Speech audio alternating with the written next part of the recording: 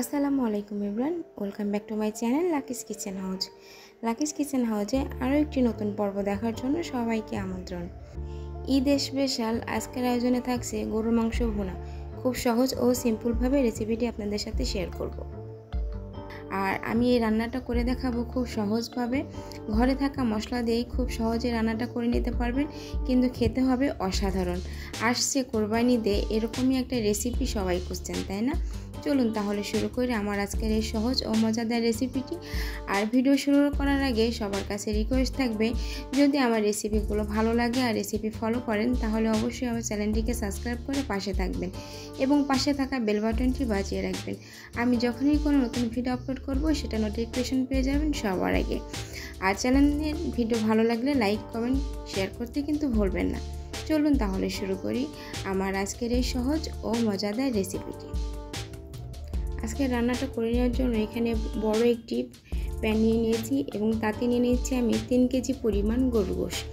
এখানে বাজার থেকে কিনে নিয়ে আসা যে ফ্রেশ গরুর গোশতটা সেটাই নিয়েছি। কালার দেখে বোঝা যাচ্ছে ফ্রেশ গরুর গোশত রান্না করলেও এটা টেস্ট অনেক ভালো আসে আর দেখতেও অনেক ভালো লাগে।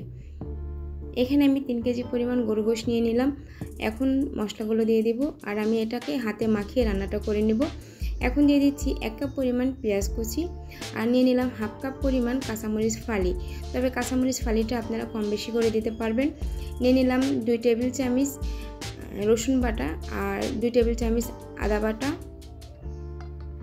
এখন দিয়ে দিচ্ছি 1.5 টেবিল চামচ জিরা বাটা।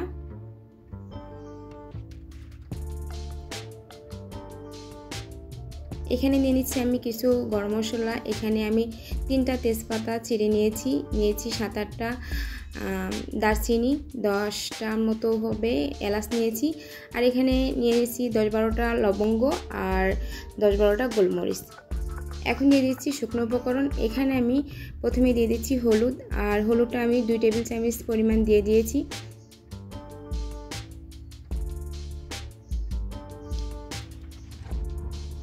এখানে নিলাম শুকনো মরিচের গুঁড়া। শুকনো মরিচের গুঁড়াটাও আমি 2 টেবিল চামচ পরিমাণ দিয়ে দিয়েছি। আর ধনিয়া গুঁড়া দিলাম 1 টেবিল চামচ পরিমাণ। এখন দিয়ে দিচ্ছি স্বাদ মতো লবণ। আর আমি এখানে সরিষার তেলটা দিচ্ছি। আমি যে কোনো সময় রান্না করার সময় গরু গোশ বা খাসি গোশ যেটাই রান্না করি না কেন, এখানে আমি 2টা তেলই মিক্স করে দিই, তাতে আমার মনে হয় যে টেস্টটা অনেক ভালো আসে। আপনারা চাইলে যে কোনো একটা তেল দিয়ে, হয় সয়াবিন তেল অথবা সরিষার তেল দিয়ে রান্নাটা করে নিতে পারবেন। তবে 2টা দিয়ে রান্নাটা করে দেখবেন, এটার টেস্টটা কিন্তু অনেক ভালো আসে। এখন আমি সবগুলো মশলা আর যে গুঁড়া মশলা বাটা মশলা দিয়ে দিয়েছি সেগুলো সব হাতের সাহায্যে খুব ভালোভাবে মাংসের সাথে মিশিয়ে নিচ্ছি। এই মাখানোটা আপনি যত যত্ন সহকারে মাখাবেন, এই রান্নার টেস্টটা ততটাই ভালো আসবে। আমি খুব ভালোভাবে একদম উল্টে পাল্টে সবগুলো মশলা গরু গোশের সাথে খুব ভালোভাবে মিশিয়ে নিচ্ছি। আমার এই তো মেশানো হয়ে গেছে। এখন আমি চুলাটা ধরিয়ে দিয়েছি। তবে আপনারা চাইলে সেম মশলাতেই আপনারা প্রথমে তেলটা দিয়ে পরে কষিয়ে নিয়ে এই মাংসটা দিয়ে দিতে পারবেন। আমি আজকে হাতে মাখিয়ে রান্নাটা করে দেখাচ্ছি। আমি এখানে প্রথম পর্যায়ে কোনো রকম পানি ব্যবহার করব না। এই রান্নাটা করার সময় গোশত থেকে যে পানিটা বের হবে সেই পানিটা দিয়েই প্রথমে আমি এই রান্নাটা করে নিব। প্রথম পর্যায়ে কোনো রকম পানি ব্যবহার করব না।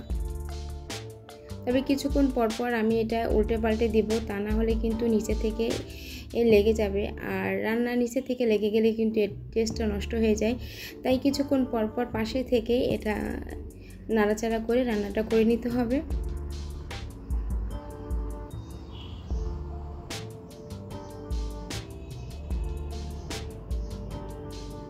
কাঁচামরিচ ফালি আমি এখানে যে দিয়েছি, আপনারা চাইলে শুকনো মরিচের গুঁড়াটা দিয়েও রান্নাটা করে নিতে পারবেন। আর ঝালের পরিমাণটা আপনারা আপনাদের টেস্ট অনুযায়ী বাড়িয়ে কমিয়ে দিবেন। ঝাল এবং লবণ এটা আপনারা আপনাদের স্বাদ মতন দিবেন। অনেকে ঝাল কম খায়, অনেকে ঝালের পরিমাণটা একটু বেশি খাই, সে অনুযায়ী দিবেন। মাংস থেকে অনেকটাই পানি বের হয়েছে আর সেটা আমি অনবরত নেড়ে চেড়ে শুকিয়ে নিচ্ছি। চুলার ফ্লেমটা আমি মিডিয়ামে রেখেছি। মাংসের পানিটা শুকিয়ে আসলে আমি তখন দিয়ে দিব আরও কিছুটা পানি এই মাংসটা সেদ্ধ হওয়ার জন্য। এখানে আমি মেজারমেন্ট কাপের 2 কাপ পরিমাণ পানি দিয়ে দিলাম।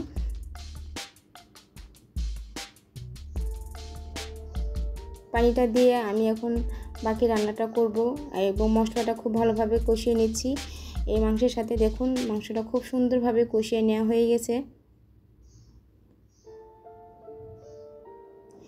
আর এর কালারটাও কিন্তু অনেক সুন্দর হয়েছে। আপনি যদি মশলাটা পারফেক্টভাবে দেন তাহলে এমনই খুব মজার একটা সুন্দর কালার আসবে, যেটা দেখতেই অনেক লোভনীয় লাগবে আর খেতেও হবে অসাধারণ মজা। মাংসটা যখন সেদ্ধ হয়ে আসছে আর এখানে আমি পানি দিয়ে দিলাম। আর এই পানিটা আমি গরম পানি দিয়েছি। যে কোনো রান্নায় যখন ঝোলের পানি দিবেন সেই পর্যায়ে এসে যদি গরম পানিটা ব্যবহার করতে পারেন তাহলে কিন্তু পরবর্তী রান্নার সময় এর কালারটা নষ্ট হবে না এবং স্বাদটাও অনেক ভালো আসবে। আমি পরবর্তীতে যখন পানিটা দিয়েছি তখন কিন্তু পানিটা গরম পানি ব্যবহার করেছি, এই জন্য আমার মাংসের কালারটা একদম নষ্ট হয়নি। আর এই মাংসের ঝোলটা বা গ্রেভিটা যে যেরকম রাখতে চান ঠিক সেই পর্যায়ে পানি দিবেন। কেউ যদি ঝোলটা বেশি খেতে চান সেই পর্যায়ে পানিটা একটু বেশি দেবেন। তবে মাংস রান্নায় ঝোলের পরিমাণটা একটু কম থাকলে মাংসের টেস্টটা অনেক ভালো লাগে। তবে এটা যার যার পছন্দ অনুযায়ী বাড়িয়ে কমিয়ে রাখতে পারবেন। সবগুলো প্রথমে যে মশলাটা মাখিয়ে নিয়েছিলাম সেই মশলাটা মাখিয়ে নিয়ে অনবরত ভালোভাবে কষিয়ে নিলেই মাংসের টেস্টটা অনেক ভালো আসে। আর এখানে দিয়ে দিচ্ছি আমি যখন গ্রেভিটা কমে এসেছে তখন দিয়ে দিব আমি গরম মশলা গুঁড়া। আর এই গরম মশলাটা আমার হোমমেড গরম মশলা গুঁড়া। আমি পরবর্তীতে চেষ্টা করব আমার এই হোমমেড গরম মশলাটার রেসিপি আপনাদের সাথে শেয়ার করার জন্য, কারণ এই গরম মশলাটা দেওয়ার পরে মাংসর টেস্ট অনেক অনেক গুণে বেড়ে যায়। আর মাংসের কালারটা দেখেই বুঝতে পারছেন যে আজকের রান্নাটা ঠিক কেমন হলো। আর আমি সহজভাবে আমার রান্নাটা আপনাদের সাথে শেয়ার করলাম। রেসিপিটি কেমন লাগলো অবশ্যই কমেন্ট করে জানাতে ভুলবেন না। রেসিপি ভালো লাগলে চ্যানেলের পাশেই থাকবেন, লাইক কমেন্ট শেয়ার করতে ভুলবেন না। যারা আমার ইউটিউব চ্যানেল থেকে ভিডিওটি দেখছেন তারা চ্যানেলটিকে সাবস্ক্রাইব করে রাখবেন, আর যারা ফেসবুক পেজ থেকে এই রেসিপিটি দেখছেন তারা পেজটিকে লাইক ফলো দিয়ে পাশে থাকবেন। সবাই খুব ভালো থাকেন, সুস্থ থাকেন। আল্লাহ হাফেজ। আমি চলে আসবো আবার নতুন কোনো রেসিপি নিয়ে। সে পর্যন্ত সবাই সুস্থ থাকুন। আল্লাহ হাফেজ। আসসালামু আলাইকুম।